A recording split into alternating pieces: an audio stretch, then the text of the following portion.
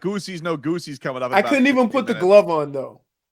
Oh, really? It's still swollen? Nah, just it was like it's too tight. Like it's not swollen, but it just felt uncomfortable. Charles Barkley, Leroy, he is he's calling it on the Heat.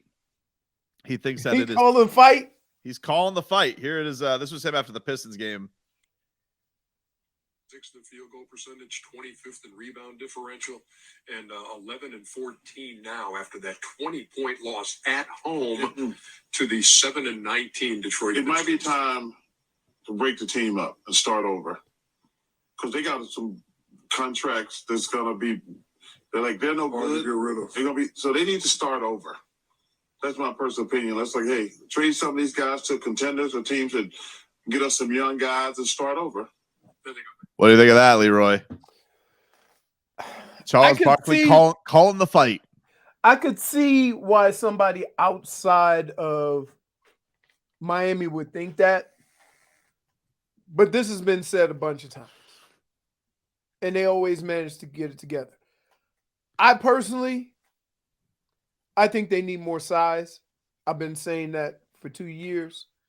You don't think so, but I do think they need some size because they're running Bam into the ground and not maximizing what he can end up being. It's not necessarily that I disagree with you. I just don't know if I just know the coach and I don't feel like he goes with that philosophy. And by the way, I think it's probably a philosophy that clashes with his boss because I think Pat Riley, if you ask him more about size, he would love it, baby.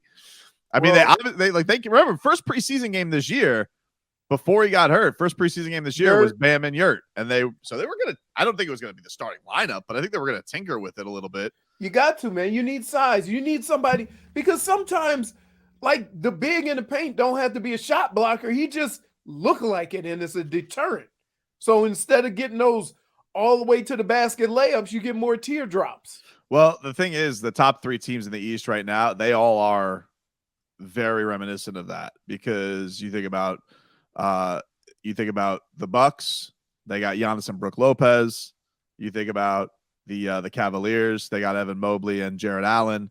And then once they get Robert Williams back, you're essentially going to have something like that with all of Boston's core. So it is. I mean, they are going to be the smallest of the small. I just think here's the thing. Before just even talking about roster construction, do you think there's let's just say the season middles, or maybe they just can't get over 500. Blowing it up is essentially what Barkley's saying there is trading Jimmy Butler, right? No. It is because if you're talking about blowing this up, it's his core. You're getting rid of the older guys. Well, I don't think getting Kyle Lowry, I don't think that's blowing it up. That's not blowing it up. Getting rid of Duncan Robinson, that's not blowing it up. I think if anything, if the Heat thought they could improve making those moves, that would be making an addition. If you're talking about blowing it up, you're saying this run is over. You're talking about trading Jimmy Butler. And I can't get to a spot unless he is that unhappy where, he pulls a Timberwolves or a Sixers where he's saying, get me out of here. And I just don't see Jimmy doing that. He's not going to do it. Jimmy this is everything that he wanted in the team and the organization. They let him do him. I mean, they let him be him. They, let him stay in his own little rental place. He gets to go on private jets on the road trip, go up whenever he wants. He gets to play. He is treated like the man on this team. If you go to another team where this is the first place they've really done that for him, even in Chicago, they weren't doing that for him. Right. They didn't want to invest in him.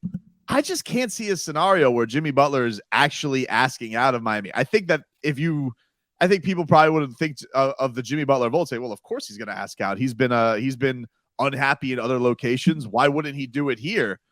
But the other stuff that comes with it of being his team and not being just traded to another contender, I don't see him asking out, and I certainly don't see Pat Riley trading him. Right. I just think blowing it up to me means making drastic changes. Yeah, but right? to where you get away from what you've been. Yeah, but to me, the only drastic change, blowing it up, because there's a difference between making a drastic change and making a drastic move is not trading Kyle Lowry, and that's blowing it up. I think that's oh, we're gonna try something else. I say when you say But then- blow it up, you're saying when Charles Barkley says they're gonna trade these guys to contenders, he's talking about I think specifically Jimmy and Kyle. More so, I don't think they would trade Bam or Tyler in that scenario because they're both so young. That's to me blowing it up. I don't think trading Duncan Robinson counts for blowing it up. Right. No, I got you. But again, I'm more along the lines of if you trade them for similar players, you're in the same spot. Yeah, I don't disagree with you. So a overhaul to me is not necessarily who you change, but why and how you change. Right? So if you go from being this small, we're going to get them with smalls, Bam's our 5, and then you go and get size, that's really overhauling your roster. But that's not what he's saying. He's saying get rid of everybody. He's saying but if you trade them to contenders, you're not getting anything back. No, you're going to do it for, trade Jimmy Butler for 4 first-round picks and hope you get Wembanyama. That's to me the definition of blowing it up is. You ain't getting 4 first-rounders for Jimmy Butler. Got it for Rudy Gobert. Okay. Who's going to give you 4 first-rounders? I don't know. Make it 3, dude. Like, let's not play in semantics. That's what I mean, though. Like, when you're trading if you're blowing it up, you're trading Jimmy Butler for either a young guy who's cheap or you're trading him for a haul of draft picks. That's what you're trading him for. That's what blowing it up would be. And that's just not how this team. I would imagine it has to have for that, this team has to be really bad, and him and Eric Spoelstra have another public fight, or they have to get KD for that to be. Again, that's not blowing it up. Why would that be blowing it up? You're getting Kevin Durant. No, but again, if you're, I don't ever think this team or this franchise is going to blow it up. Okay, pack it up. But I think that they could make a substantial move to kind of energize the organization. So I don't know how you go about that. I don't know who's in the mix. I don't know whatever. So in that scenario, are you saying trade Jimmy Butler for Kevin Durant? No, I don't know. I'm just saying that if you were to make a move like that and end up with a superstar, right? Then maybe you can do something with that, but I don't know. The one thing that's interesting about this year, it has very much the same vibes of the post-bubble team that ran it back, where they lost Jay Crowder, they tried to Trevor Ariza it, and the team just was. I think even the record was the same at this point. Jimmy Butler was dealing with some early injuries, and then he came back, and it really was just Jimmy or nothing. He had actually probably one of his best regular seasons with Miami. It was the Jim VP candidacy. And then he said, I was stupidly locked in, and they got swept by the Bucks. But I do wonder, all this talk that I'm hearing from the team that I don't really vibe with, I get it, but I don't vibe with, is them saying, well, guys have been in and out. Guys have been, we haven't all been in the same roles. And it's like, okay, but Jimmy, Tyler, Bam, you guys are the top. Yeah, man. But 3 of the top 4. You've been together for 4 seasons. But here's the problem. That unit keeps the game close. And then when they start substituting is when they go the other way. So while I understand what you're saying, I think a lot of it has to do with you need everybody active just so you can figure out how you're going to sustain scoring, how you're going to sustain defense, how are you going to. Right now, Spo's just trying to get through games because they don't have that many bodies available. Well, and so that plays a big role in it because guess what? If you had all 15 right now, it'd take you a month to figure out the rotation. That's what I'm worried about. I mean, I think that if they have tonight, which should be their projected starting lineup, only the 3rd time they've had it since November 1st, with, Jimmy Bam, Kyle Tyler, Caleb Martin, their top 2 guys off the bench are going to be Vic and going to be Strus. Dwayne Dedmon's going to give you your minutes. That may help. That's going to help substantially. Yeah, he's back. Well, I mean, Just having a scorer in the second unit, a guy you can just roll the ball to and say, "Go get me a bucket." and then Gabe's out tonight, but Gabe will be your backup point guard. Like, so that's essentially your 9 guys. So Duncan's not going to play. What is Gabe out with? I don't know. Actually, that's a good question. I'll look that I'm up. like, I don't understand. I see guys playing 35 minutes and then out. Well, I'm glad that Jimmy Butler is reconditioned to competition, and hopefully he'll be there tonight. Like, yeah. The hell does that mean? I don't know. Reconditioning. Although we all talk about a guy who we would say is in tip-top shape. I don't know how much reconditioning Jimmy Butler needs. That's what I found. It's such a weird description of that. You know what I'm talking about, Zeus? Or is that Luna? That's Luna. I don't know, man. Luna could be barking at a fly on the wall. She's scary.